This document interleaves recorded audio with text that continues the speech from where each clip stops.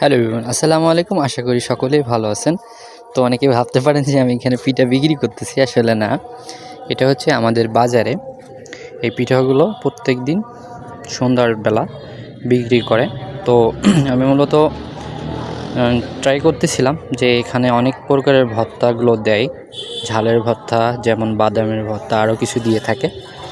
তো আমি নিজে থেকে নিয়ে ট্রাই করতেছিলাম যে আসলে খাইতে কীরকম লাগে। শীতের সময় কিন্তু এই পিঠাগুলো অনেক সুন্দর লাগে খাইতে।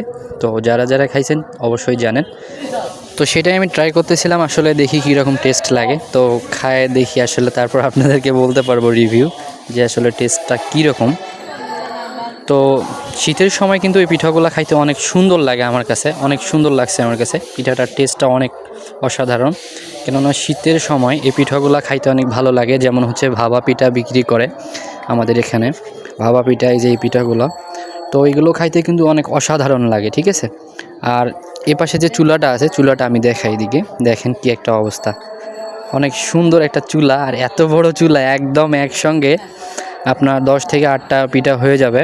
তো এখানে কিন্তু আমার প্রচুর পরিমাণ বিক্রিও হয় এখানে, মানে এত বিক্রি হয় যে এখানে কিন্তু প্রচুর পরিমাণ, আমাদের এখানে প্রচুর পরিমাণ কিন্তু এই পিঠাগুলো বিক্রি হয়, যেমন ভাপা পিঠা থেকে শুরু করি এরকম পিঠাগুলো।